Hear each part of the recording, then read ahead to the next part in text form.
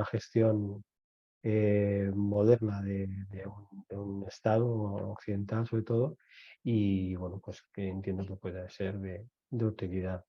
También, bueno, deciros que la presentación que os he preparado, el PowerPoint, pues lo tendréis disponible, ¿vale? Lo facilitaré para que lo podáis tener. Y por ello también os digo que no os preocupéis por si queréis anotar conceptos o alguna idea, no os preocupéis, sino que quizá pues sea mejor que veáis la presentación y la explicación, porque luego ya tendréis la presentación, ¿no? Bueno, la pantalla ya la tengo compartida para que podáis ver la presentación, y deciros que he estructurado esta presentación en varias partes, ¿no? Eh, bueno, finalizo con un resumen y con una conclusión a modo de evaluación personal, ¿vale? Deciros pues que primero hago una presentación e introducción.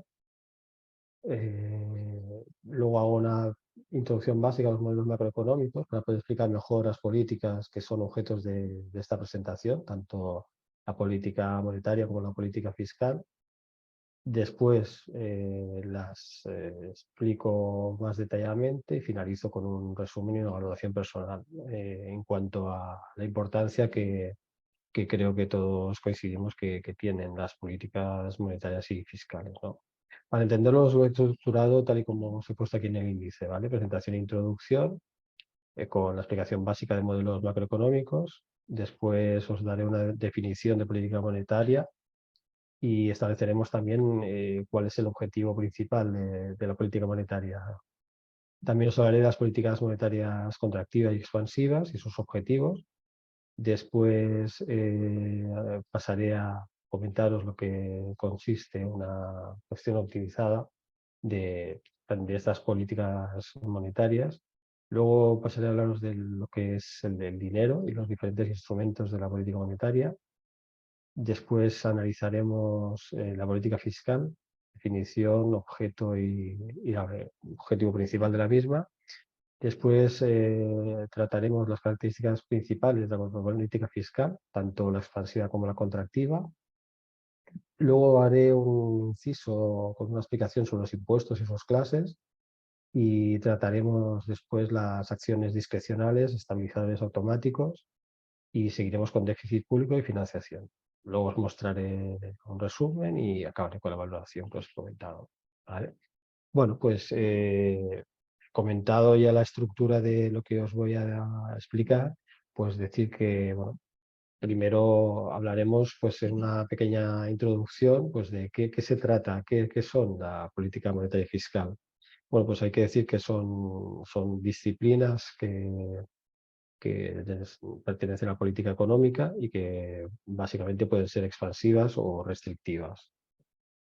Eh, Hay que decir que las políticas monetarias pues, controlan los factores monetarios para garantizar la estabilidad de los precios y el crecimiento económico, y, pues, como he dicho, pueden ser expansivas o pueden ser restrictivas. Las expansivas aumentan la cantidad de dinero en el país para estimular inversión y crecimiento económico, y las restrictivas es lo contrario, trata de reducir la cantidad de dinero para reducir la inflación. Vale. Las políticas fiscales. ¿Qué son las políticas fiscales? Pues bien, las políticas fiscales son, igual que las monetarias, es una disciplina de la política económica de un país y está centrada en gestionar de una forma óptima, es lo que se intenta, los recursos de un Estado y su administración. Está en manos del gobierno del país, que controla los niveles de gasto e ingresos mediante variables como son o pueden ser los impuestos y el gasto público, para mantener un cierto nivel de estabilidad. También pueden ser las políticas fiscales, igual que las monetarias, expansivas o restrictivas. En las expansivas hay un aumento de gasto y reducción de impuestos, y las restrictivas se reduce el gasto y se aumentan los impuestos, es a la inversa. ¿Vale? Bien, pasamos a la siguiente diapositiva. En esta diapositiva lo que he querido, antes de profundizar más en lo que es la política monetaria y fiscal, hacer una referencia a los modelos macroeconómicos, porque entiendo que es básico también pues, para poder entender de qué estamos hablando, ¿no? Tanto de la política monetaria como de la política fiscal. Hay que decir que desde la Segunda Guerra Mundial pues, consideramos que hay dos modelos macroeconómicos, ¿vale? Y sus características pues, son las que os detallo aquí en la presentación. El modelo neoclásico es un modelo que lo que busca es conseguir el pleno empleo, busca que los precios sean flexibles y para ello pues intenta que los mercados sean libres. Bueno, modelo keynesiano es lo contrario, es un modelo que lo que busca son precios rígidos y unos mercados que sean intervenidos por el Estado. ¿De acuerdo?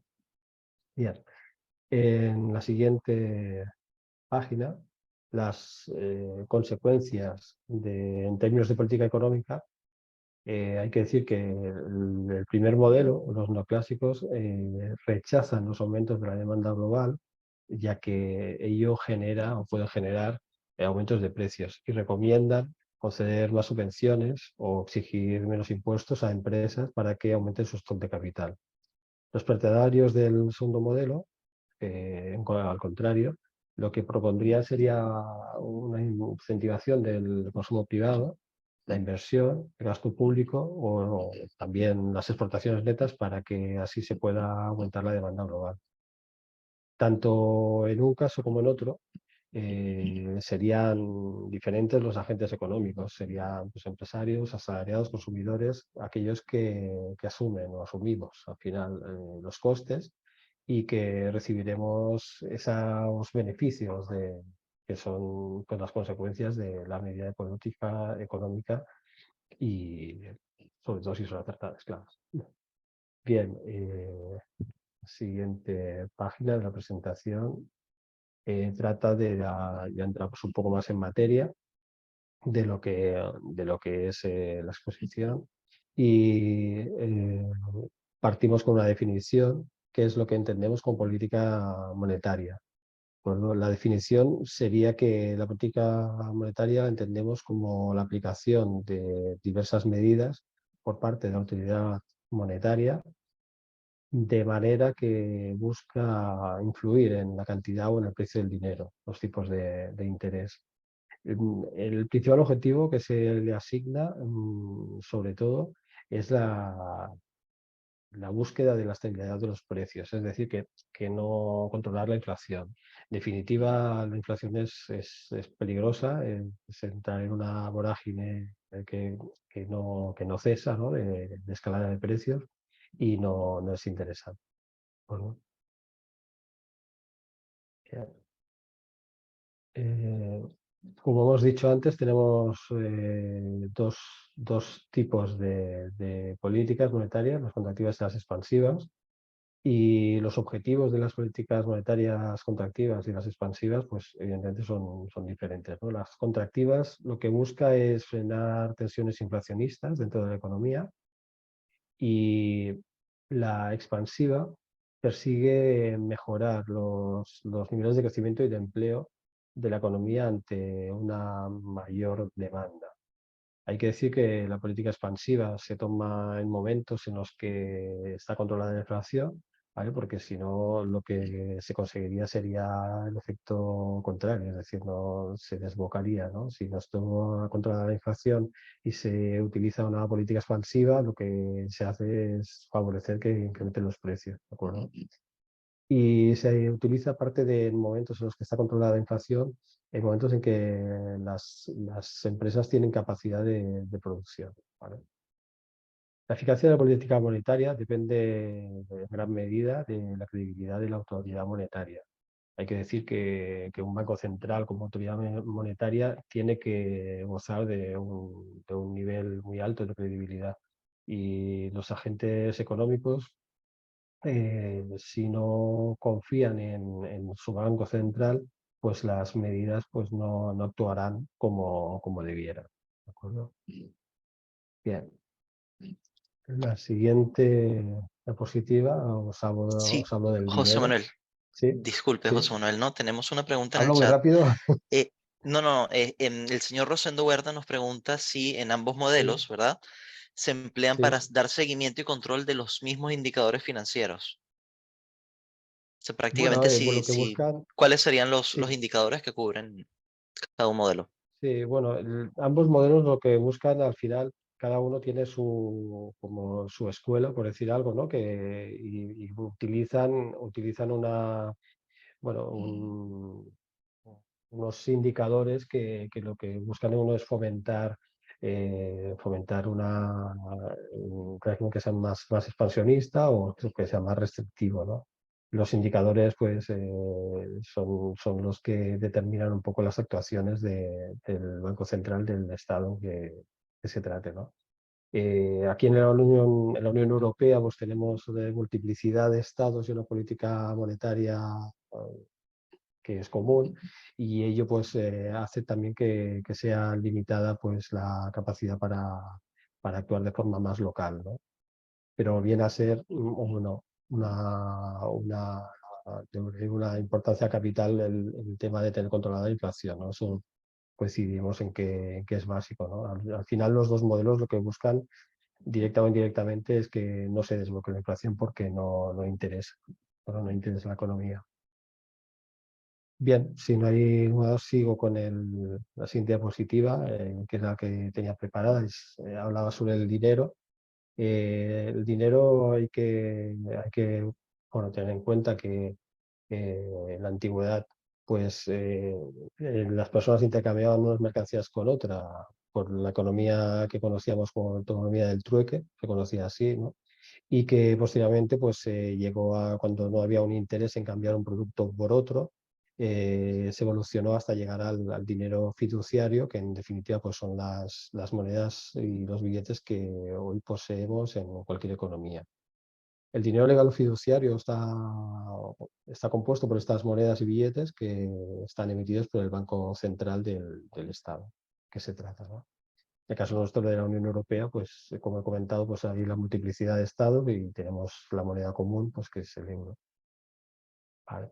Que tiene sus cosas buenas y sus cosas malas. Aquí cuando cambiamos de las monedas locales a tener la moneda única, pues se produjo una escala de precios bastante importante en el caso de España con las pesetas y luego se redondeó y la verdad es que nos ha supuesto un incremento excesivo en cuanto a la inflación, ¿no? En origen. Ahora está un poco más controlado, pero también últimamente ha vuelto a escalarse, ¿no? Bueno, en cuanto a la creación del dinero legal, la base monetaria, hay que decir que el Banco Central es la única institución que puede emitir un dinero legal, las monedas o los billetes, como he comentado. El volumen de monedas y de billetes emitidos, que es la base de la liquidez de la economía, es lo que llamaríamos como base monetaria. La base monetaria estará repartida entre el público y el sector bancario. Bueno, entendemos como base monetaria exactamente a la suma del efectivo que hay disponible en manos del público y las reservas bancarias. Hay que decir que es un pasivo en el balance del Banco Central porque es una deuda del Banco Central con los agentes económicos. Bueno, el activo del balance del Banco Central lo denominamos como fuentes de la base monetaria, porque los movimientos de sus partidas alteran la base monetaria. Y hay que decir también pues, que el pasivo del balance del Banco Central también se denomina usos de la base monetaria. Bueno, bien, listo. En cuanto a la creación del dinero bancario, la oferta monetaria, el dinero bancario, pues, como os he comentado, pues, se trataría en definitiva pues, de los depósitos que abren los clientes en los bancos y que son movilizables, ¿no? Mediante cheques, talones, tarjetas, transferencias. Aquí están muy de moda los Bizum, ¿no? Que al final bueno, es una transferencia desde un móvil o un celular a otro, ¿vale? Que está asociado con un número de cuenta. El dinero bancario pues, lo crean los bancos al abrir depósitos y reconocer a sus clientes la posibilidad de utilizarlos como un medio de pago para que lo puedan transferir, etcétera. ¿De acuerdo? Bien.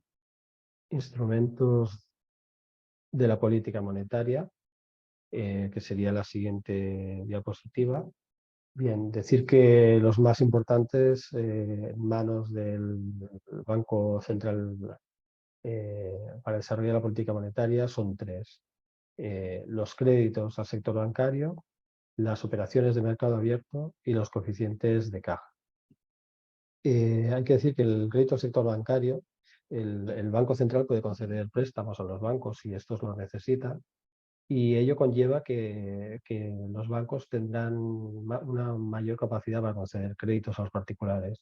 Entonces se inicia lo que sería el proceso de creación de oferta monetaria vía multiplicador. ¿Vale? Este aumento de crédito al sector bancario es claramente una política monetaria expansiva. Bueno, bien, el segundo de los instrumentos que os he comentado son las operaciones de mercado abierto. Las operaciones de mercado abierto son, en definitiva, las compras o ventas de títulos de deuda pública que efectúa el Banco Central de un Estado en los mercados financieros. Ello representa un aumento de la base no monetaria y los mecanismos, tal y como los hemos estudiado, pues conllevan un aumento de la cantidad de dinero. Se trata de una medida de política monetaria expansiva.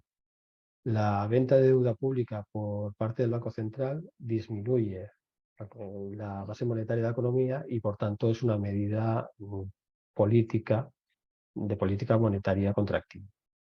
El tercero de los instrumentos que os comento en esta diapositiva es el coeficiente de caja.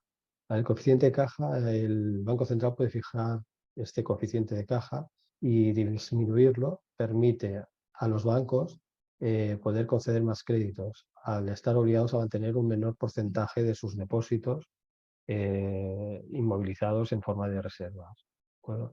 Disminuir el coeficiente de caja es una medida política expansiva, ya que ayuda a aumentar la cantidad de dinero en la economía. Vamos, siguiente. Bien, la creación de dinero bancario, la oferta monetaria. Hay que decir que de los tres instrumentos estudiados, el que más se utiliza hoy en día son las operaciones de mercado abierto, ya que hay varias ventajas para el Banco Central. Inicia iniciar una operación de mercado abierto, depende de la iniciativa del Banco Central, pueden llevarse a cabo en pequeñas o grandes dosis, según lo que interesa al Banco Central, y pueden cambiar fácilmente de orientación. Una orden de venta puede ir seguida de una orden de compra. ¿De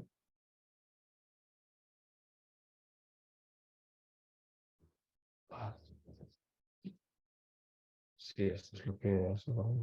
Vale. No sé si... Un momento, que aquí se me ha salido esto. Vale. Vale, pasamos a la siguiente diapositiva. Es la política fiscal. Bien, entendemos como política fiscal, primero se quería hacer una definición, al conjunto de medidas que toman las administraciones públicas para modificar sus partidas de ingresos y gastos para afectar a la demanda agregada y al nivel de renta de la economía. Bien, hay que decir que las actuaciones en materia de gastos e ingresos quedan plasmadas en el presupuesto del sector público o el presupuesto del Estado. Hay que decir también que el principal objetivo de la política fiscal es asegurar y mantener la estabilidad económica.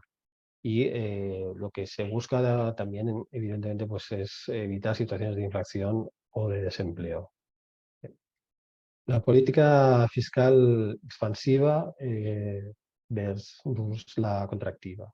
Os he hecho este cuadro para poder entender mejor las diferencias entre ambas políticas fiscales, ¿no? Para poderlo ver de una forma más visual, ¿no?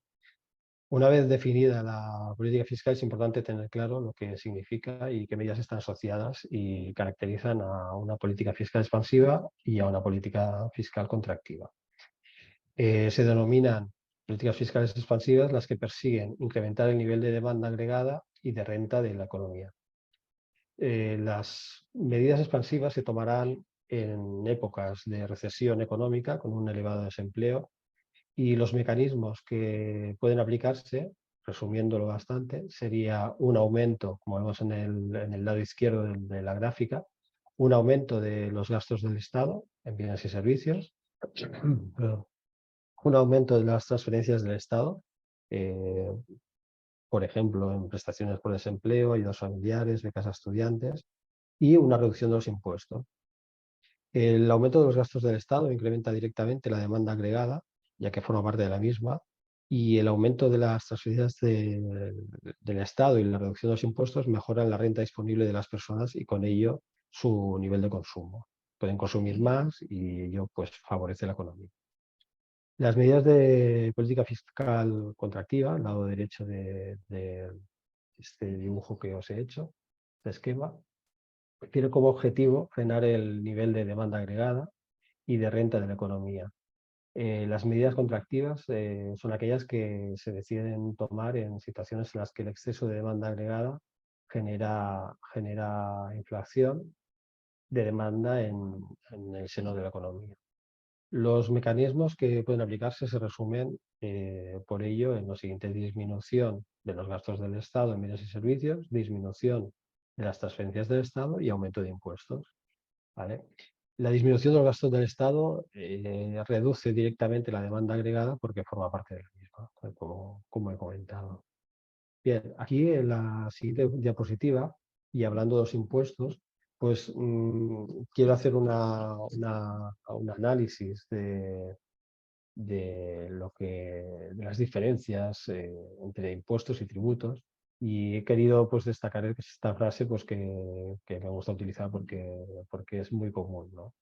Hay que decir que todos los impuestos son tributos, pero no todos los tributos son impuestos, ¿vale? Hay una tendencia generalizada en la opinión pública que viene generada, entre otros motivos, por los medios de comunicación, que cuando nos explican un poco pues, si suben los impuestos en el país en el que residimos, o se tiende a tratar como si fueran sinónimos, ¿vale? Impuestos y tributos, y no lo son. Los impuestos son una categoría específica de los tributos que se basan en la capacidad contributiva de los ciudadanos y que el Estado exige para financiar sus gastos y cumplir con sus funciones. Tiene en cuenta la capacidad económica del obligado tributario.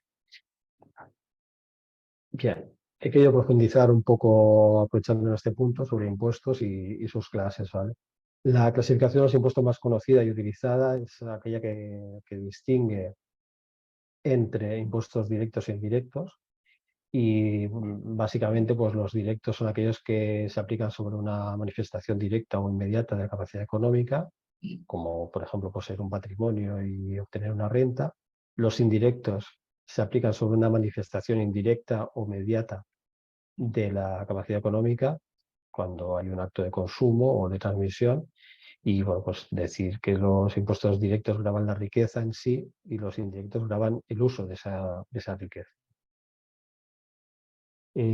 Volviendo a la política fiscal puramente dicha y al análisis que estamos haciendo, quería pues, tratar lo que son las acciones discrecionales, 4.3, que son aquellas políticas activas que aplican los gobiernos para influir en ingresos o en gastos. Por ejemplo, actuaciones sobre el gasto público o impuestos según el tipo.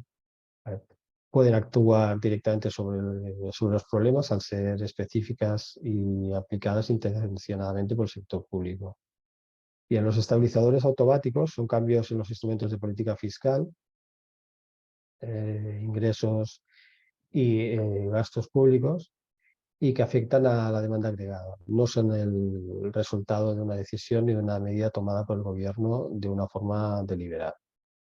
Hay que decir que los estabilizadores automáticos regulan la actividad económica de una forma automática, como ejemplo, pues impuestos según su tipo y las transferencias del Estado. Vale. En cuanto a déficit público y financiación, deciros que El presupuesto de un Estado presenta las partidas de ingresos y gastos del sector público. La diferencia entre las partidas de ingresos y de gastos del sector público es lo que conocemos comúnmente como el saldo presupuestario, y el gobierno lo que debe intentar siempre es equilibrar los gastos y los ingresos. Si hay déficit público, pues tiene dos vías para financiarse, básicamente: emitir deuda pública y créditos del Banco Central. Hay que decir que, bueno, que si los ingresos son superiores a los gastos, hablamos de superávit presupuestario. Si los gastos superan los ingresos, estamos ante un déficit presupuestario, o que también podemos afirmar que se puede catalogar también como déficit público. Bien, vamos a la siguiente diapositiva.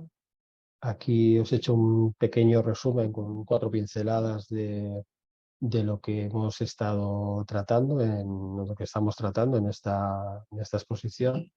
De acuerdo, la política monetaria, hay que decir que, bueno, es la aplicación, resumiéndolo, es la aplicación que desde el Banco Central se utiliza para influir en la cantidad o en el precio del dinero, los tipos de interés, y su principal objetivo es la estabilidad de los precios.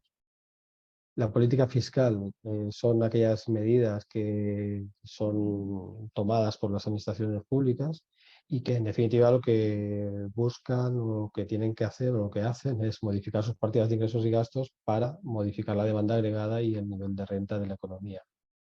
Los instrumentos de política fiscal son tanto los gastos como los ingresos que integran el presupuesto del sector público, y estos instrumentos actúan de dos formas diferentes. Son acciones a través de dos maneras distintas: acciones discrecionales y los estabilizadores automáticos. La diferencia entre los gastos y los ingresos públicos, tal y como he comentado antes, pues es el saldo presupuestario. Si los gastos superan los ingresos, tenemos déficit presupuestario, y para financiarlo el Estado puede emitir deuda pública u obtener fondos solicitando un crédito al Banco Central. En este caso, pues la base monetaria aumentaría en la cuantía del crédito y se pone en marcha la creación de dinero mediante el multiplicador monetario. Bien, como conclusión y como valoración personal, bien, os tengo que decir que, claro, actualmente hay que decir que las políticas fiscales y monetarias son unas herramientas que son clave para los gobiernos y para utilizar, para mejorar la economía de un país. En los estados occidentales son especialmente importantes, dada la influencia en la estabilidad económica y en el bienestar general de la población. Las políticas fiscales hay que referirse con ello también a las decisiones del gobierno que están relacionadas con los gastos y los impuestos. Y, por ejemplo, pues un gobierno puede aumentar los gastos en programas sociales y reducir los impuestos para estimular el consumo y el crecimiento económico. Por otro lado, también un gobierno puede reducir los gastos y aumentar los impuestos para reducir el déficit fiscal y evitar una posible crisis económica. Por otro lado, bueno, las políticas monetarias también se puede decir que están relacionadas con las decisiones del Banco Central sobre la oferta de dinero y las tasas de interés. Y el Banco Central puede aumentar la oferta de dinero para estimular la inversión y el consumo, o puede reducir la oferta de dinero para controlar la inflación y mantener la estabilidad financiera. En cuanto a, bueno, sobre todo en el caso de los estados occidentales, hay que volver a decir que estas políticas son especialmente muy importantes, debido a que en la actualidad hay una interconexión muy importante de sus economías con el resto del mundo, dada la globalización. Lo que siempre decimos, ¿no? Que cuando pasa algo en una parte del mundo, en un país occidental, pues automáticamente contagia al resto, ¿no? Ahora tenemos el caso del Silicon Valley Bank, aquí el Deutsche Bank, y al final afecta o mantiene en cautela al resto del sector bancario a nivel mundial. Y aparte de que estas políticas son particularmente importantes por la interconexión, también lo es por la complejidad de sus sistemas financieros. Hay que tener en cuenta que una política fiscal inadecuada puede hacer que aumente el déficit fiscal y puede afectar negativamente la estabilidad económica. En cambio, una política monetaria inadecuada también puede traer problemas, ya que puede llevar a la inflación o al estancamiento económico.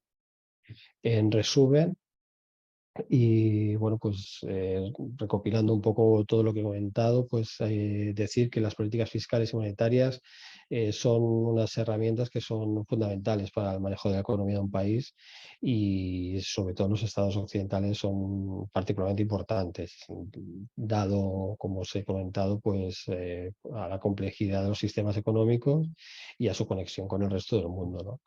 Dentro de las políticas fiscales y monetarias, para mí sigue teniendo siempre un papel muy importante todo lo relacionado con los tributos y con los impuestos, ¿no? Hay que decir que el hecho poner impuestos de forma directa sobre la manifestación o inmediato la capacidad económica, pues nos da un margen al Estado, pues para subir los impuestos a las personas o a aquellos que tienen esa capacidad económica mayor, ¿no? Sean sociedades, sean personas físicas o personas jurídicas. Los impuestos indirectos, en cambio, bueno, es lo que comentábamos antes, ¿no? Gravan el uso de la riqueza, y que se grava pues, cuando se produce una manifestación indirecta o inmediata de la capacidad económica, tal y como os he comentado. Y bueno, pues la verdad es que se me ha quedado un poco corta la presentación. Pensaba que iba a durar un poco más porque eran 20 páginas, pero al final pues se me ha quedado más corta. He ido demasiado rápido, me parece. Pues sí, Osvaldo, Sí, pero de todas maneras tenemos dos sí, preguntas, ¿ok? Tenemos al señor sí. Igor, entonces le doy derecho de palabra para ver. Sí, sí, sí. Ujú, sí, Vale. ¿Aló?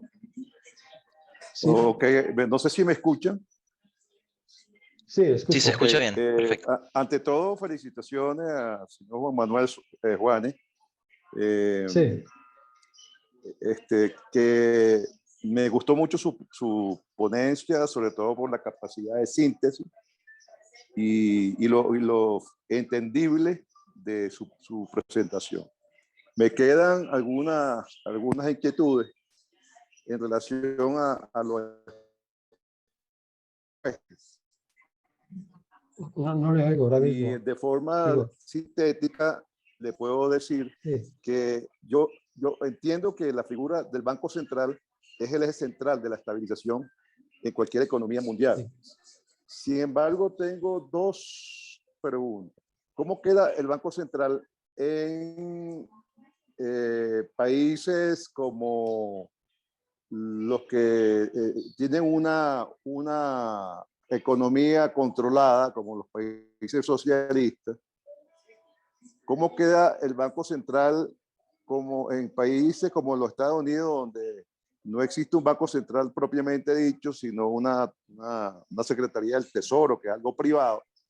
¿Y cómo quedaría el Banco Central después de la aparición de las criptomonedas y este mercado emergente de transferencia de dinero de una mano a otra y de procedencia que todavía en lo personal, y me disculpo porque no tengo esa capacidad de conocimiento económico, de cómo funciona esa generación Bueno, de riqueza a través de la criptomoneda?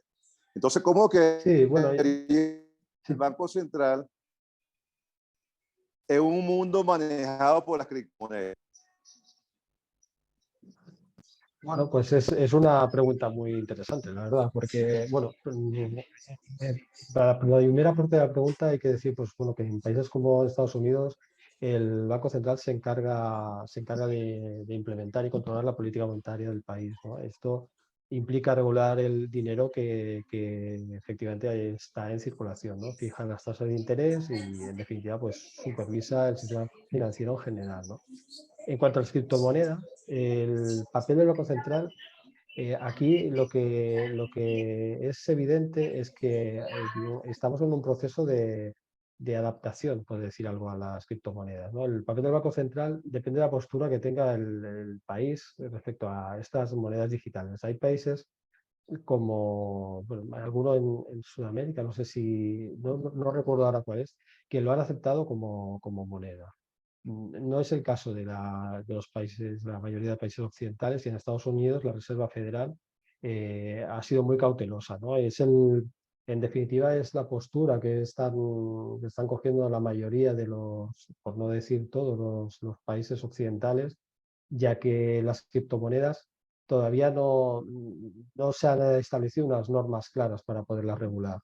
Sin duda, las criptomonedas tienen que acabarse regulando y tienen que ser más transparentes, ¿no? Porque si no, da un poco la sensación de estructura piramidal, ¿de acuerdo? Entonces, es bastante, hay grandes inversores tipo Warren Buffett que lo mantiene como algo que hay que dejarlo a un lado, ¿no? Es decir, hay que ser muy cauteloso, ¿no? Con las criptomonedas. De hecho, hay muchos analistas financieros que no recomiendan pasar de un 5% del patrimonio de una persona dedicado a criptomonedas.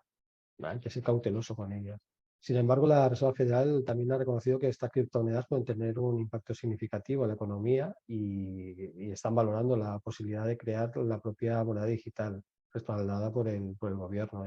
En Europa también, el euro digital también se está valorando. Y estas iniciativas al final tendrían un objetivo como mejorar la eficiencia en los pagos y proporcionar una alternativa segura, en definitiva, más segura que las criptomonedas privadas, ¿no?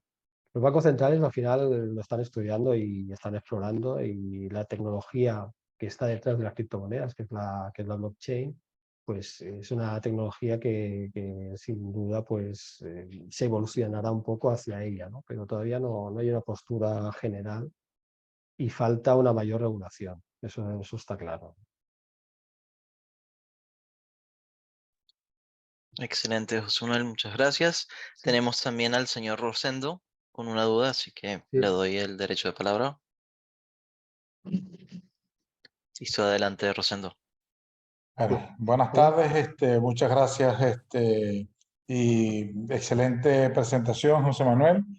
Yo también tengo dos consultitas, ¿no? Una es más tu opinión personal, tu percepción, y la otra sí es digamos, de conocimiento, y donde por supuesto tu experiencia también va a ser de mucho apoyo, ¿no? Uno es, ¿cómo debería ser el manejo de los bancos centrales o cómo influencia las decisiones y las políticas de los bancos centrales en función de lo que es el respaldo, o sea, sus reservas económicas? Porque si uno analiza algo de la estadística, vemos que algunos países con gran reserva son muy cautelosos para tomar políticas, digamos, económicas más agresivas, y otros, por el contrario, que tienen muy pocas reservas, toman políticas muy agresivas, ¿no? Entonces, eso sería mi primera pregunta, y prefiero que me respondas esas y luego te hago la otra para que nos centremos mejor, ¿no? Bueno, los bancos centrales al final son los que son los encargados de gestionar las reservas internacionales de un país, y están compuestos pues, por activos en moneda extranjera y en otros instrumentos financieros, ¿no? Eh, Normalmente los bancos centrales suelen ser prudentes, eh, suelen mirar a medio o largo plazo, no son cortoplacistas, ¿no? A no ser que haya una situación de una inflación incipiente, ¿no? Que sea una inflación muy importante, una situación de crisis económica pronunciada o incluso que haya deflación, ¿no? Que también pues, se ha producido en algún momento, ¿no? El tema de ser, no suelen, por característica casi esencial, no suelen ser no suelen ser muy arriesgados, ¿no? en sus decisiones. De hecho, son bastante previsibles. Ahora, por ejemplo, recientemente se esperaba el Banco Central Europeo que una subida de los tipos de interés, que se había publicado que iba a ser de un 0,5. Pasó la situación del Silicon Valley Bank. Los mercados estaban expectantes para ver cómo actuaba el Banco Central Europeo en esta situación, si modificaba lo que había anunciado, que era ese incremento del 0,5, o si lo recortaba al 0,25. Para los mercados, si lo hubiera dejado en un 0,25, hubiera supuesto una modificación de la política financiera, y con ello hubiera demostrado que realmente estaba preocupado por un contagio, ¿de acuerdo? Y no actuó así, actuó haciendo sobre el guión que ya estaba contemplado, que era un 0,5, ¿no? Al final en economía, en los mercados financieros, está todo bastante descontado y no suelen ser muy arriesgados los bancos centrales para tomar medidas de este tipo, ¿no? Son muy cautelosos en general. Ok, gracias, José Manuel. Y la segunda pregunta está orientada fundamentalmente a, indistintamente de que un país tenga una política restrictiva o abierta, ¿no? Indudablemente lo que está detrás de la política, el deber ser, es que se plantee en un escenario de corto, mediano y largo plazo qué se desea alcanzar o qué se espera, ¿verdad? Como mejora financiera del país con esa política. Entonces, bueno, lo que se publica en las estadísticas ha demostrado que las políticas restrictivas muy rara vez dan unos resultados realmente buenos, ¿no? Por el contrario, siempre tienden a ser unas espirales de inflación, entre otras cosas, ¿no? Pero ahí sí buscaría yo más tu experiencia, si realmente esos bancos centrales llevan una estrategia que midan de manera objetiva si lo que proyectaron con esa política se cumple, o sea, se cumplió o no se cumplió. Y cómo eso lo toman para las siguientes proyecciones o cambios dentro de sus políticas financieras. Sí, bueno, hay que decir que al final los bancos centrales lo que hacen es revisar sus políticas. Hay que decirlo, y que cuando por desgracia se está en una situación de crisis, pues normalmente se aprende de ella. En la crisis de 2008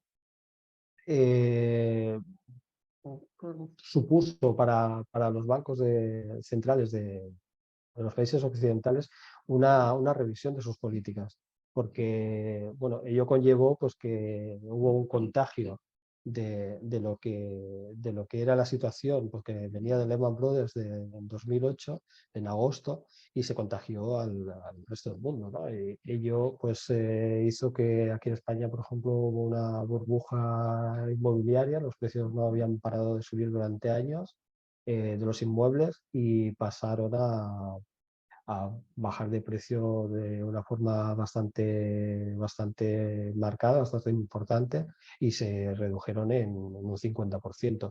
El Banco Central Europeo revisó la política y se preparó para futuras crisis. Por ejemplo, se tomaron medidas del tipo, para garantizar el sistema bancario, se tomaron medidas del tipo de aumentar la cantidad de dinero que está garantizada por el Fondo de Garantía de Depósitos de cada estado. Hasta aquel momento, la mayoría de los ciudadanos no sabíamos que teníamos una determinada cifra, depende del país, pues garantizada, ¿no? A raíz de esta situación, todos conocimos pues, que habían países que garantizaban hasta 100.000 euros por titular y por cuenta bancaria y por entidad, y otros países pues eran 20.000 euros, ¿no? Entonces se generalizó, y en todos los países de la Unión Europea, si no me equivoco, la gran mayoría, se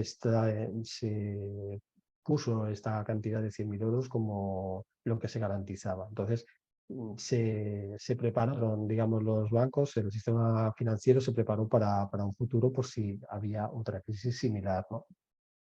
En definitiva, con la historia se van produciendo hechos que a veces pueden ser más previsibles, otras menos. La pandemia no lo era y como la pandemia, pues la guerra en Ucrania y al final pasan situaciones que no pasan a lo mejor en nuestro país, en nuestro estado, pero nos acaban afectando a la economía. Y ello, pues los bancos centrales debieran estar siempre preparados para aprender de las crisis que han pasado, ¿no? Bueno, en un espacio de tiempo prudencial, ¿no? No es lo mismo una crisis la del 29 como la crisis de 2008. Y entonces, bueno, hay que tomar siempre medidas y aprender de las crisis, ¿no? Las crisis son oportunidades para aprender y para intentar que no se repita. Muy bien, gracias por la intervención, Rosendo. Tenemos al señor perdón, preguntas que nos de ahora. ¿Sí? Adelante, Javier. Muchísimas gracias. ¿Me escucha? Sí. Se escucha bien, sí. Muchas gracias, José Manuel. Un saludo a nuestro moderador también y gracias por la oportunidad. Te hablo desde Ecuador. Ecuador tiene en este momento una economía dolarizada. El papel del Banco Central del Ecuador es custodiar las reservas internacionales y aportar directamente a preservar la solidez de la economía, promoviendo el uso de medios de pago, de educación financiera, garantizando disponibilidad de billetes y monedas del país, en el país. Eso es el trabajo que hace ahora el Banco Central. Antes de la dolarización, te hablo de más ya de 2 décadas atrás, un emprendedor importaba un producto del exterior, importaba el producto del exterior y teníamos lastimosamente que todo el sistema revertir a dólares, ¿no? Comprábamos, por decir, en sucres, convertíamos a dólares, vendíamos y teníamos que pagar en dólares. Y era una inestabilidad total. La pregunta que quisiera hacerte y saber tu opinión es, ¿qué te parecería si el mundo llegara a un momento en donde hubiera unas 6 monedas de comercio internacional, ¿no es cierto? El dólar, el euro, el yuan, el rublo o el lumumba africano, no sé, digo 6 monedas del yen japonés y que esas 6 monedas hagan un entorno mundial de todo el sistema financiero complejo. ¿Crees tú que habría más estabilidad en el sistema financiero internacional, José Manuel? Muchas gracias. Gracias. Bien, el hecho de que hubiera menos monedas, pues sin duda pues habría una serie de consecuencias, ¿no? Por un lado, al haber menos monedas, lo que conllevaría sería que no habría, en principio, yo creo, una estabilidad, ¿no? Una estabilidad en cuanto a que estaría muy estable el cambio entre monedas. Ahora no lo recordamos tan a menudo, pero yo pongo el ejemplo de Europa porque al final lo que ha habido es una concentración, ¿no? Entre comillas. O sea, aquí somos 27 países miembros de la zona euro, que antes teníamos 27 monedas diferentes, por decir algo, por resumir, aunque no sea así. Hay algunos que mantienen su moneda, otros países que son de la zona que es próxima a la zona euro y utilizan el euro también. En fin, al final el hecho de poderte desplazar y poder hacer compras y transferencias en una misma moneda simplifica y va bien por el hecho de que tienes menos comisiones también, favorece que haya una mayor actividad económica. También tú sabes, como si tú tienes una empresa y tú vendes a un determinado país, no estás pendiente de cuánto ha subido o bajado la moneda con lo cual te están comprando, o si tu producto es más caro, si tu moneda es más fuerte y la otra es más débil, tu producto es más caro en el otro en el otro país, ¿no? En definitiva, la concentración de moneda considero que sería interesante. De hecho, el tema que lo comentaba antes, eh, la otra persona que me ha hecho una pregunta referente a las criptomonedas y blockchains, va un poco ahí, ¿no? El tema de blockchains es un tema que lo que hace es favorecer lo que son las transacciones y evitar pues papeles de papel de intermediarios, bancos privados, en fin, se favorece una serie de transacciones y bueno, que lo que falta es una mayor regulación, ¿no?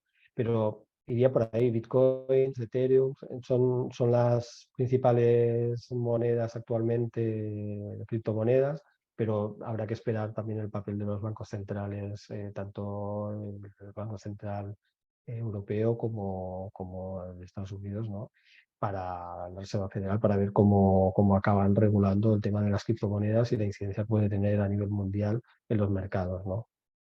Yo creo que desde mi punto de vista sería positivo, porque muchas veces incluso hay países que tienen riquezas, que tienen una buena economía, y el hecho de tener una moneda débil pues les perjudica, ¿no? Y el cambio pues a dólares o a euros pues no les beneficia, ¿no? Yo estoy a favor la verdad, de que se agrupen, de que sean cada vez menos monedas, que todos sepamos el cambio que equivale una moneda por la otra, que esté como muy reglado y que sea más estable, ¿no? Da una mayor estabilidad, podría dar a nivel mundial, ¿no? Y yo creo que el tema de blockchain y las criptomonedas va en ese camino también.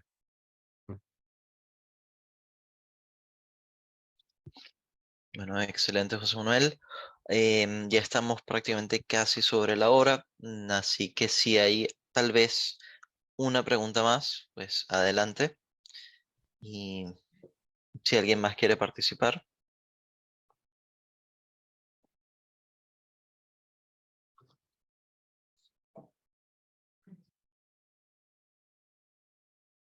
Mm, Pues José Manuel, parece que todo quedó muy, muy claro. Como efectivamente nos hizo saber, al final de esta conferencia, pues van a poder tener acceso a las láminas, ¿ok? Serán enviadas por mail y obviamente también pueden tener acceso a la clase a través de la página de YouTube y de Facebook de la universidad, porque se está grabando la sesión, así que podrán acceder a ella en cualquier otro momento posterior. José Manuel, pues no nos queda más que pues darte las gracias nuevamente por estar con nosotros, por haber compartido y por la excelente clase del día de hoy.